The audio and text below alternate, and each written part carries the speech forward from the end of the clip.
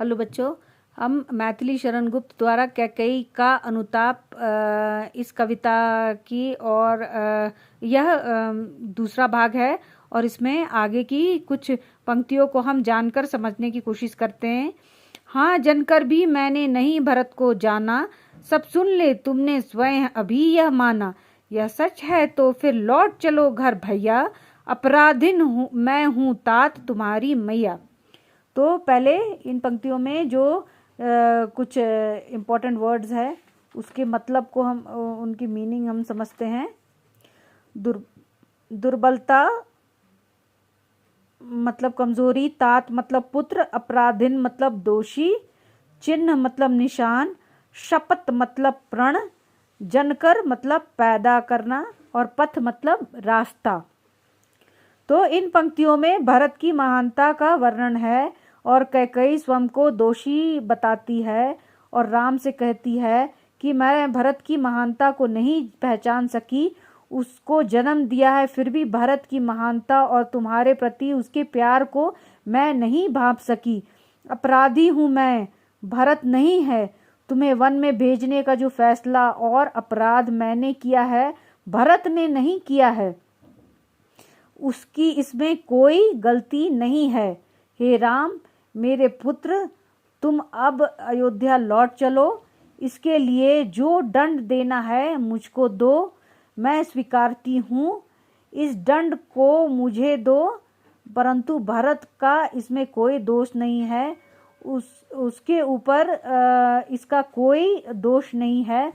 मैं इस बात की विश्वास दिलाने के लिए शपथ भी लेती हूँ।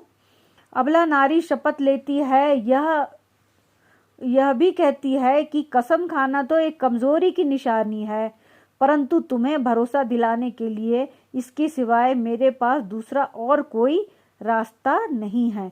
परंतु तुम घर लौट चलो, मुझे इस बात का बहुत ही पछतावा है, नहीं तो दुनिया भरत को दोषी समझेगी।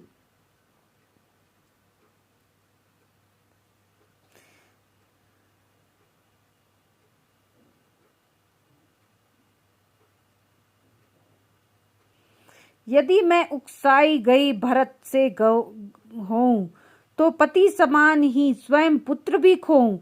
ठहरो मत रोको मुझे, कहूँ सो सुन लो, पाओ यदि उसमें सार उसे सब चुन लो।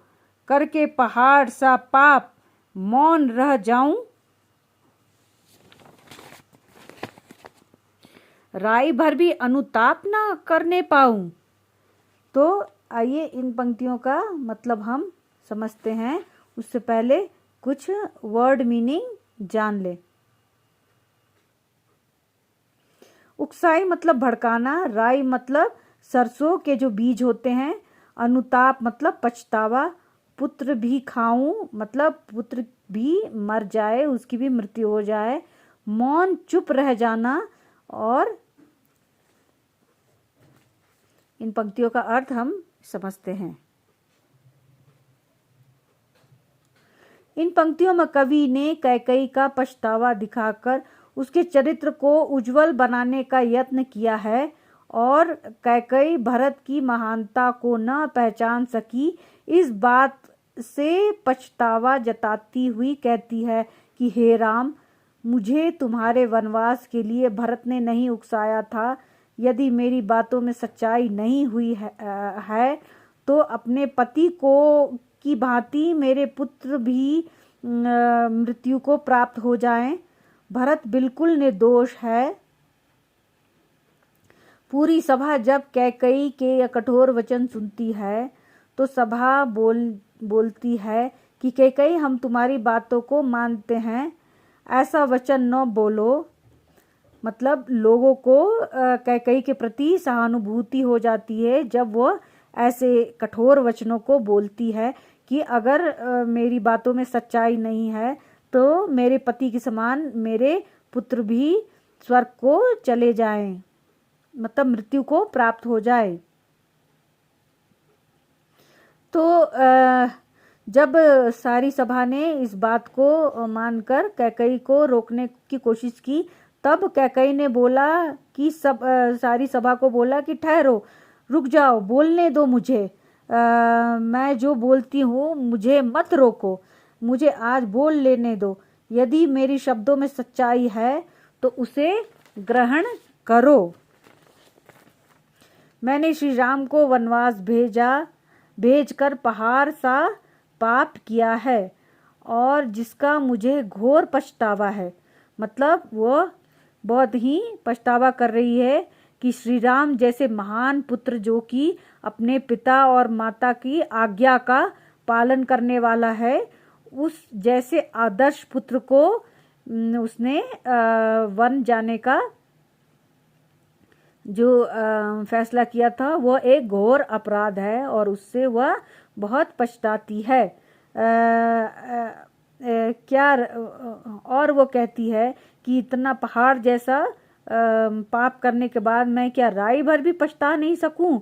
मुझे अपने पाप को स्वीकार लेने दो। यह बात वह सारी सभा से कहती है।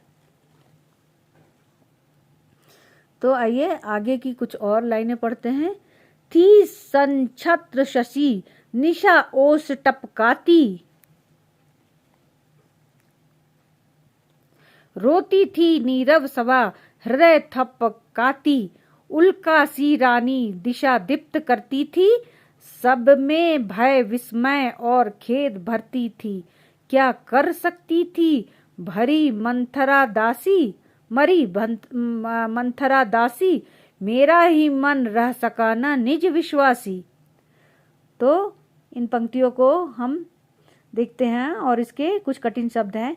शशि मतलब चांद, निशा मतलब रात, भय मतलब डर और खेद मतलब पछतावा, दीप्त मतलब प्रज्वलित प्रकाशित, नीरव मतलब चुपचाप शब्द रहित। तो आइए इन पंक्तियों में क्या कहती है, कवि क्या कहते हैं वो हम जानने की कोशिश करते हैं। कैकेयी द्वारा किए गए पश्चाताप से स्पष्ट हो गया था कि उसका हृदय परिवर्तन हो गया है। उसके पश्चाताप को देखकर सभा में उपस्थित सभी लोगों की सहानुभूति उसके साथ थी। जैसे टूटे हुए तारे से सब ओर प्रकाशित हो उठता है, उसी प्रकार कैकेयी के अपने तेज से रात्रि में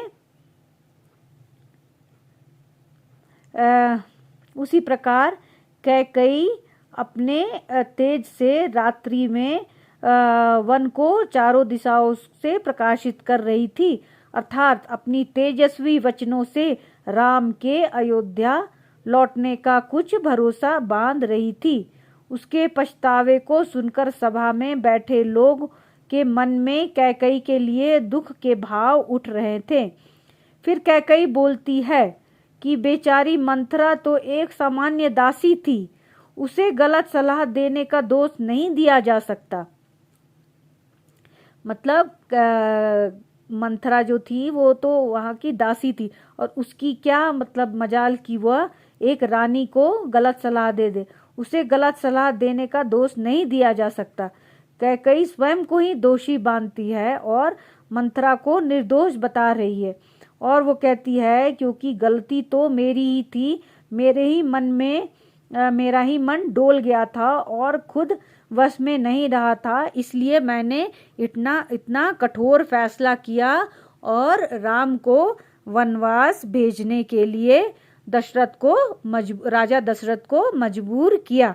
मतलब वो सारे दोष को अपने ऊपर ही लेती है।